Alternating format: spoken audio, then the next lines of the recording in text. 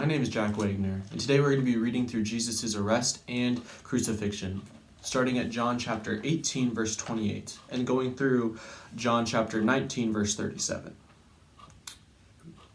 Then the Jewish leaders took Jesus from Caiaphas to the palace of the Roman governor. By now it was early morning, and to avoid ceremonial uncleanliness, they did not enter the palace, because they wanted to be able to eat the Passover. So Pilate came out to them and asked, "What charges are you bringing against this man?" "If he were not a criminal," they replied, "we could not have handed him over to you." Pilate said, "Take him yourselves and judge him by your own law." "But we have no right to execute anyone," they objected. This took place to fulfill what Jesus had said about the kind of death he was going to die. Pilate then went back inside the palace, summoned Jesus, and asked him, "Are you the king of the Jews?" "Is that your own idea?" Jesus asked. "Or did others talk to you about me?" "Am I a Jew?" Pilate replied. "Your own people and chief priest handed you over to me. What is it you have done?" Jesus said, My kingdom is not of this world. If it were, my servants would fight to prevent my arrest by the Jewish leaders. But now my kingdom is from another place." "You are a king then," said Pilate. Jesus answered, "You say that I am a king. In fact, the reason I was born and came into the world is to testify to the truth. Everyone on the side of truth listens to me." "What is truth?" retorted Pilate. With this he went out again to the Jews gathered there and said, "I find no basis for a charge against him. But it is your custom for me to release to you one prisoner at the time of the Passover. Do you want me to release the king of the Jews?" They shouted back, "No, not him. Give us Barabbas." Now Barabbas had taken part in an uprising. Then Pilate took Jesus and had him flogged. The soldiers twisted together a crown of thorns and put it on his head.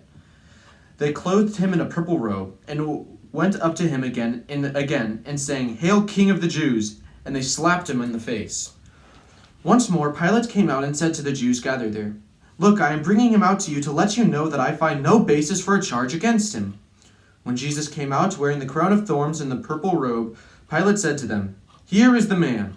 As soon as the chief priests and their officials saw him, they shouted, "Crucify! Crucify!" But Pilate answered, "You take him and crucify him. As for me, I find no basis for a charge against him." The Jewish leaders insisted, "We have a law, and according to that law he must die, because he claimed to be the Son of God." When Pilate heard this, he was even more afraid, and he went back inside the palace. "Where do you come from?" he asked Jesus. But Jesus gave him no answer. "Do you refuse to speak to me?" Pilate said. "Don't you realize I have power either to free you or to crucify you?" Jesus answered, "You have no power over me, for I am not given to you from above. Therefore, the one who handed me over to you is guilty of a greater sin." From then on, Pilate tried to set Jesus free, but the Jewish leaders kept shouting, "If you let this man go, you are no friend of Caesar. Anyone who claims to be a king opposes Caesar." When Pilate heard this, he brought Jesus out and sat down on the judge's seat at a place known as the Stone Pavement. It was the day of preparation of the Passover. It was about noon. "Here is your king," Pilate said to the Jews. But they shouted, "Take him away! Take him away! Crucify him!" "Shall I crucify your king?" Pilate asked. "We have no king but Caesar," the chief priests answered. Finally, Pilate handed him over to them to be crucified. So the soldiers took charge of Jesus. Carrying his own cross, he went out to the place of the skull. There they crucified him, and with him 2 others, one on each side, and Jesus in the middle. Pilate had a notice prepared and fastened to the cross. It read, "Jesus of Nazareth, the King of the Jews." Many of the Jews read this sign, for the place where Jesus was crucified was near the city, and the sign was written in Aramaic, Latin, and Greek. The chief priest of the Jews protested to Pilate, "Do not write the King of the Jews, but that this man claimed to be King of the Jews." Pilate answered, "What I have written, I have written." When the soldiers crucified Jesus, they took his clothes, divided them into 4 shares, one for each of them, with the undergarments remaining. The garment was seamless, woven in one piece from top to bottom. "Let's not tear it," they said to one another. "Let's decide by lot who will get it." This happened that the scripture might be fulfilled that said, "They divided my clothes among them, and cast lots for my garments." So this is what the soldiers did. Near the cross of Jesus stood his mother's sister Mary, the wife of Clopas, and Mary Magdalene. When Jesus saw his mother there, and the disciple whom he loved standing nearby, he said to her, "Woman, here is your son." and to the disciple, "Here is your mother." From that time on, this disciple took her into his home. Later, knowing that everything had now been finished, and so that Scripture would be fulfilled, Jesus said, "I am thirsty." A jar of wine vinegar was theirs, so they soaked a sponge in it, put the sponge on a stake of the hyssop plant, and lifted it to Jesus' lips.